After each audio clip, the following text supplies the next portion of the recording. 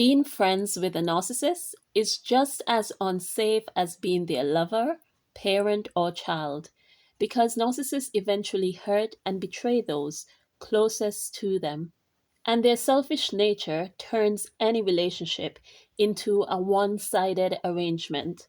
So if you are friends with someone, but something doesn't feel right, or they say the right things and do the right things, but something is still off, this video will help you to recognize if you are dealing with a false friend.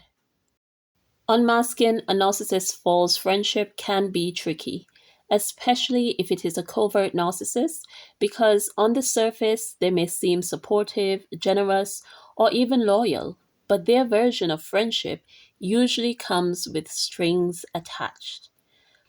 So, first of all, I'm going to go over what to look out for and then what to do if you think you're dealing with a false friend. I have 5 signs of a narcissist's false friendship. Let's get into it. The first one I want to look at is the transactional connection. What is it that this person is getting from you? How does a friendship with you benefit them? Because narcissists stick around as long as they find you useful. Are you offering them connections, favors, emotional supply, or money? Relationships are all about taking for narcissists. It is all about what you can offer. If you stop giving, they will soon withdraw themselves. Another sign that comes in conjunction with transactional connection is their conditional loyalty, which comes with performative acts. This is where they act attentive in public or during a crisis, but it's often more about how it makes them look than genuine concern. They basically are only prepared to have your back if it benefits them or makes them look good to an audience. Apart from that, expect no help or support from this false friend because they never had your best interest at heart and they are not willing to give of their time, energy, or resources if they are not going to get anything back in return. The third sign you might be dealing with a false friend is a lack of respect. They will disrespect your boundaries, your time, and resources. And on top of that, they try to make you feel guilty if you challenge them about it, spinning the whole situation around so that they are the victim or offended party. You trying to protect yourself, time, and energy is always seen as a personal attack to the narcissist. Anyone who has an issue with your boundaries or your right to be respected should be quickly removed from your life.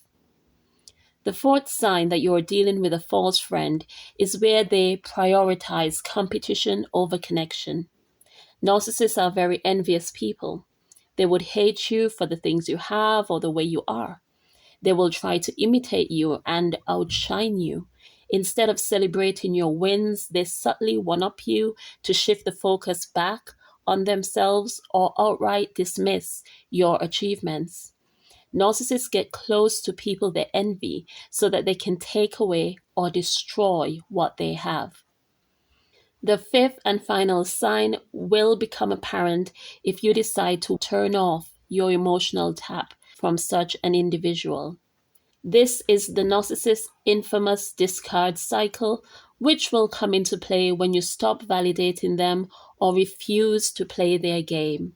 Their so-called friendship is likely to end abruptly with them painting you as the bad guy. Expect slander, expect lies and betrayal as the narcissist scrambles to play the victim. So, these are the signs, but what do you do if you think you're dealing with a false friend? Well, unmasking a narcissist takes courage, but it is important to act once you recognize that the friendship isn't mutual. The first thing you need to do is start setting some boundaries and give them less of your time. When you stop feeding their need for admiration or stop being useful to them, their friendship often dissipates, revealing how conditional it always was.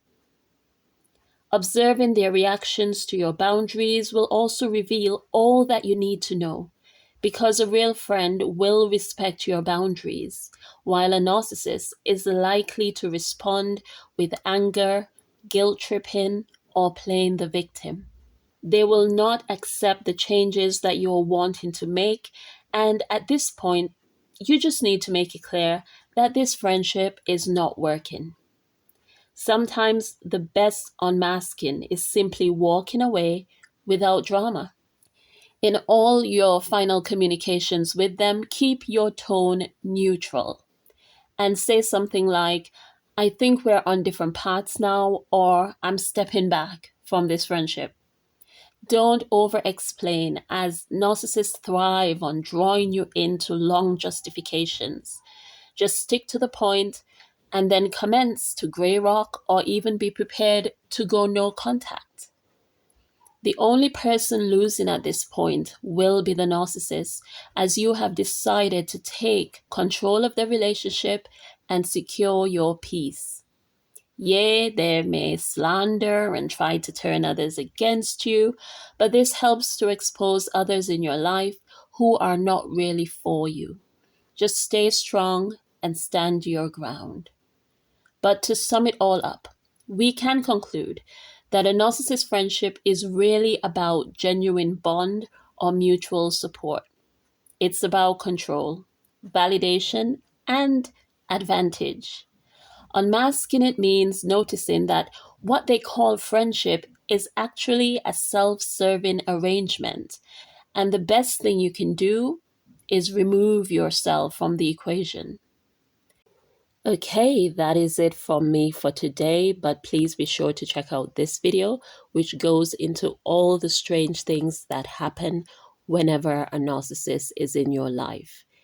We have to remember that narcissists can be very evil, mischievous, and are also willing to dabble in the occult to get what they want. So please be sure to check it out.